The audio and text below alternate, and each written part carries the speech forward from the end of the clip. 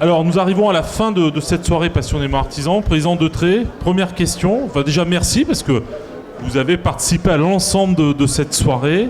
Qu'est-ce que vous en retenez? Est-ce qu'il y a des messages? Bon, finalement, les thèmes ont été bien choisis. C'était intéressant. Voilà. Qu'est-ce que vous en avez retenu? Ce que j'en ai retenu, c'est que quelque part, c'était intéressant que ce soit autant sur l'apprentissage que sur ce qu'on vous a présenté avec Publimarché ou sur ce qui était du numérique. On s'aperçoit que quelque part, l'artisanat, il est aussi dans la modernité, contrairement à ce qu'on pourrait croire, parce que c'est vrai que malheureusement, les émissions de télévision nous présentent souvent des métiers qui n'existent pratiquement plus. Ouais. On va voir un plumassier, c'est formidable, c'est vrai, c'est un artisan, mais quelque part, l'artisan, c'est aussi de l'innovation. C'est pas uniquement des métiers traditionnels. Alors ça, c'est vrai qu'on l'a vu sur différents plateaux de Passionnément Artisan.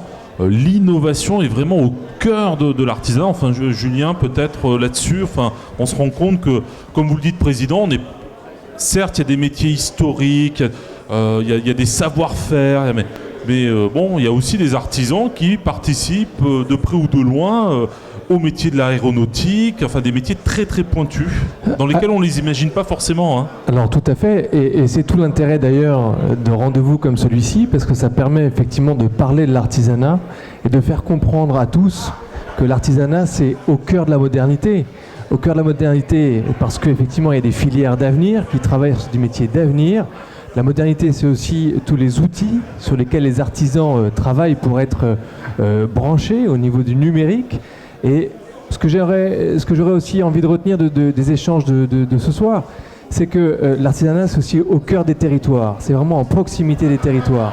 Et quand on voit tous les enjeux qu'il y a à développer l'accès au marché public, ça prouve bien que l'artisanat, c'est vraiment au cœur du développement des territoires. Oui, c'est une véritable entreprise de proximité. J'ai entendu dans certaines soirées aussi l'artisan, il joue un rôle social au bon sens du terme. C'est-à-dire que c'est un acteur de territoire qui participe au développement économique, qui recrute sur place, qui fait vivre aussi un certain nombre d'autres entreprises.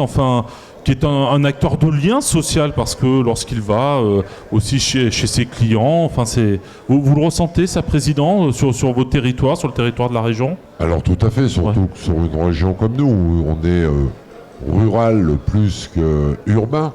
Et quelque part, c'est vrai que souvent, la dernière entreprise qui reste dans un village, c'est un artisan. Mais aussi, un tiers des brevets en France sont déposés par des artisans. Donc c'est pas uniquement du traditionnel. Dieu sait s'il y a de l'innovation.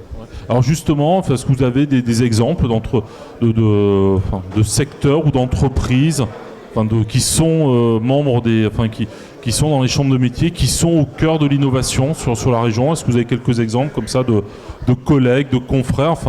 Vous avez évoqué votre cas d'ailleurs, de prothésistes dentaires qui vend des prothèses jusqu'au Brésil. Oui, j'ai été contacté, effectivement, j'ai répondu, je parle mal l'espagnol, mais en anglais ça va, on a réussi à se débrouiller. Mais quelque part, oui, pourquoi? Parce que j'avais mis sur internet des prothèses destinées, alors on va pas dire aux gens de couleur, mais à l'ethnie, et en définitive, parce que leur mettre du rose dans la bouche, c'est pas très joli. Donc il a trouvé ça formidable, et c'est pour ça que j'ai travaillé avec lui, que je continue à collaborer avec lui. Mais je veux dire, ceci dit, mon cas personnel n'est pas important. Ce qui est important, c'est que l'artisanat, il est partout sur le territoire, on est d'accord.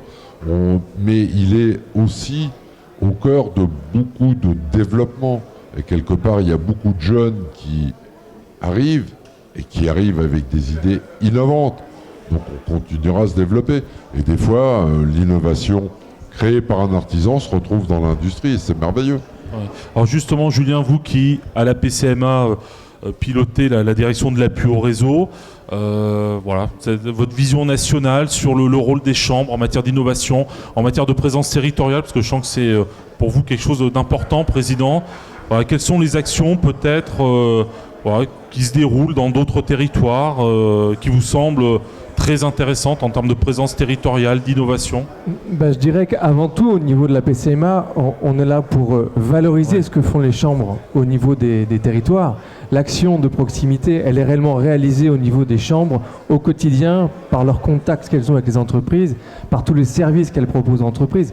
À la PCMA, on est là pour essayer de mettre en valeur tout ça, de mutualiser, de faire partager les expériences et surtout de faire parler de l'artisanat. Vous avez quelques exemples comme ça d'actions que vous avez aidé à mutualiser ou qui vous semblent aujourd'hui montrer le rôle d'accompagnement des chambres de métiers de l'artisanat sur les surtout, territoires? j'aimerais retenir celle de ce soir, Publimarché, parce qu'effectivement, ça peut être un enjeu tout à fait intéressant pour toutes les chambres de métiers de l'artisanat, c'est-à-dire de développer des outils pour permettre aux artisans d'être au contact de la commande publique, parce que c'est un secteur où effectivement il y a des besoins et un secteur dans lequel les artisans ont toute leur place. Donc s'il y aurait quelque chose qu'il faudrait retenir et qu'il faudrait partager dès demain, ce que je vais m'empresser de faire, c'est effectivement cette expérience. C'est Publimarché, d'accord. Merci Julien. Président, les prochains projets au niveau de la Chambre, il y a dans vos cartons, il y a encore des initiatives, des projets, des actions peut-être qui vont arriver dans les prochaines semaines? Oui, on a encore des idées, mais quelque part on va déjà réaliser l'amalgame dans une grande région, puisque toute la difficulté qui va nous arriver, c'est celle-ci, de se retrouver dans une grande région. Donc on va partager entre 3 régions les expériences des uns et des autres pour continuer à avancer et à être fiers d'être artisans, puisqu'on l'a tous affiché par un petit badge. Oui, on continue. Vous continuez, d'accord. Écoutez, il me reste à vous remercier, Président, de votre accueil, à remercier vos équipes qui ont été tout au long de la journée à nos côtés pour nous aider à installer, à préparer. Julien, merci d'être venu pour la première fois sur le plateau de Passionnément Artisan. Au plaisir de vous revoir très prochainement. Et je vous souhaite une très bonne soirée. Et puis les différents intervenants sont encore là ce soir pour poursuivre les échanges. Merci, bonne soirée et à très bientôt à l'antenne de Passionnément Artisan.